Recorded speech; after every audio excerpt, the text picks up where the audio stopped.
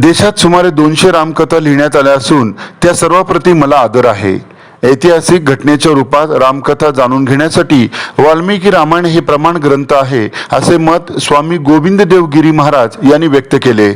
पुण्यात वैदिक कॉस्मॉस या प्रकाशन संस्थेतर्फे अनोख्या ग्रंथ स्वरूपात तयार करण्यात आलेल्या वाल्मिकी रामायणाचे प्रकाशन गिरी महाराज यांच्या हस्ते झाले.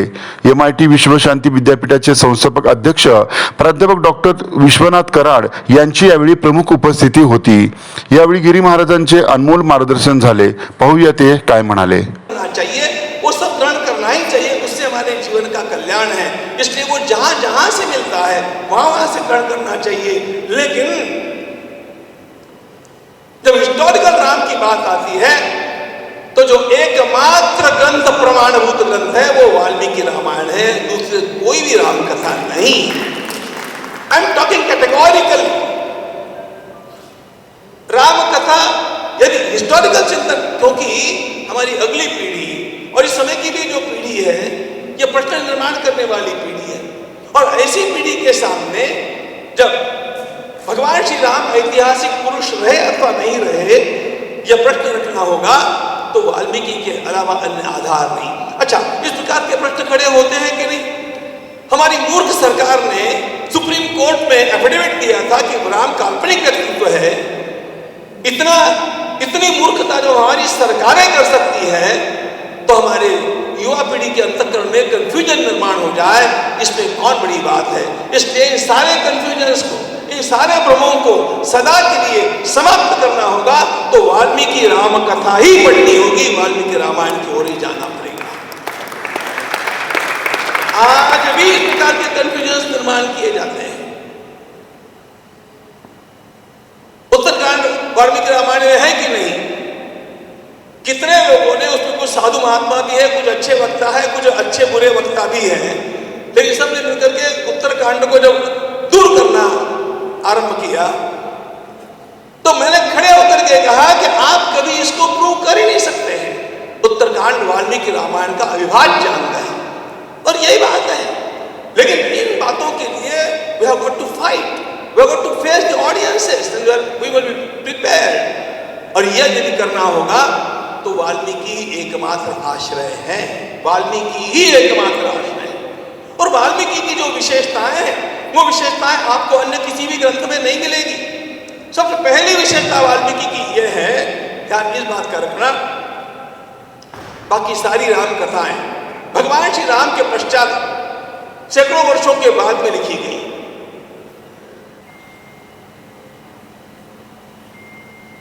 गुणों की तो आवश्यकता है. बहुत सारे लोग इकट्ठे करके क्या होगा? Water water everywhere, not single drop to drink. ऐसा जैसा सागर में हमारी अवस्था होती है वैसे लोगों में हमारी अवस्था होती है. योग्य पुरुषों की आवश्यकता है. अरे एक योग्य पुरुष आता है तो देश कैसे बदलता है आप लोग जान रहे हैं ना, देख रहे हैं ना, बदल रहा है ना, देख रहा है.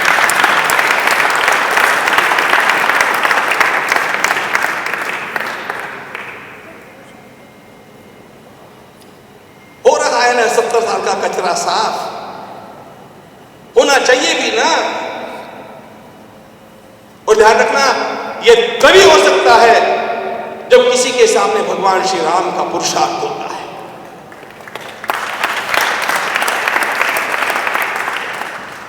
ये करुणा सागर राम और पतित पावन राम और विश्व प्रेमी Ram, that's okay, that we have sung so many times. आज में चाहिए पुरुषार्थी राम, जो राम सबके सामने खड़ा होकर के भारत माता को ऊंचे स्थान पर ले जाकर के बैठाए. उस राम की आज आवश्यकता है.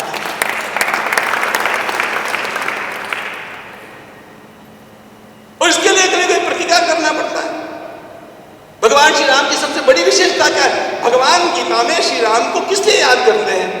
भगवान श्री राम में बहुत सारे गुण हैं, लेकिन गीताकार श्री राम को किस लिए याद करते हैं?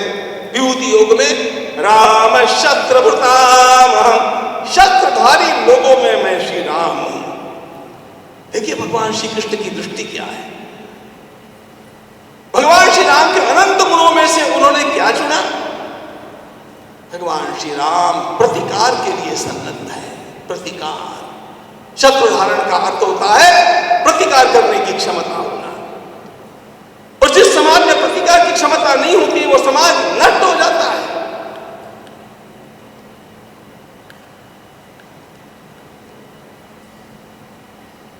रामशत्रु कुतावहम ऐसा जब कहा, अभी हम लोगों को भगवान श्री राम जी का विग्रह अयोध्या में बनाना ही है, तो चर्चा चली थी कि भगवान श्री राम के व्यावर्तक लक्षण क्या है जो अन्य में नहीं और राम जी में है। तो आप सबके भी ध्यान में आएगा कि भाई राम जी है तो धनुष तो होना चाहिए, बिना धनुष का राम आपने कभी देखा? भगवान श्री राम ने अयोध्या को त्यागा, भगवान श्री राम ने माता पिता को त्यागा, भगवान श्री राम ने अपने भाइयों को त्यागा, भगवान श्री राम ने राजवस्त्रों को त्यागा, भगवान श्री राम ने अलंकारों को त्यागा, भगवान श्री राम ने भगवती सीता जी को त्यागा, और भगवान श्री राम ने जब आवश्यकता पड़ी तो लक्ष्मण को भी त्यागा। वाल्मीकि रामायण का अंतिम सर्ग आप पढ़िए, for a technical mistake Lakshman को भी त्यागा। भगवान श्री राम ने नहीं त्यागा ऐसा एक ही पदार्थ है, भगवान श्री राम ने कभी अपना धनुष नहीं त्यागा।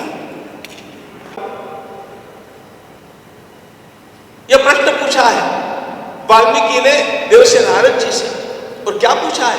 कोनोस्मिन सांप्रतम लोके। सांप्रत शब्दाचा शुद्ध मराठीत काय अर्थ आहे? सांप्रत म्हणजे काय? हल्ली, आज, टुडे, वर्तमान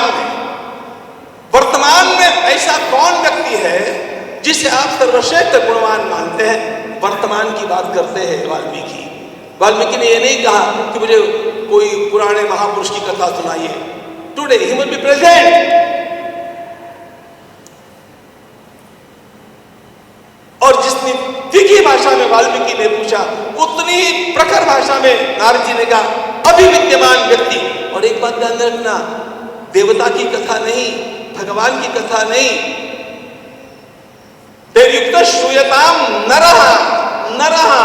राम कथा भगवान की कथा नहीं है, राम कथा भगवान के नर रूप की कथा है। इसको ध्यान रखना चाहिए, यह मनुष्य की कथा है। और इस कथा में भगवान श्री राम ने सारी मर्यादाओं का पालन किया है। सारी मानवीय मर्यादाओं के भीतर रह करके भी कैसे ज्ञान का, धर्म का, प्रेम का, विश्व प्रेम का प्रकाश बिखेरा जा सकता है, यह श्री राम के चरित्र से हम लोगों को देखने मिलता है। यह मनुष्य का चरित्र है। भगवान श्री राम भगवान है कि नहीं? वादात पडू नका, ते देवच है, भगवान ही है। लेकिन भगवान श्री राम जब दशरथ नंदन भगवान श्री राम के रूप में आए, वो भगवान नहीं है, वे नर है, वे मनुष्य है, ऐसा उन्होंने स्वयं कहा है। वाल्मीकि रामायण में भगवान श्री राम स्वयं क्या बोलते हैं?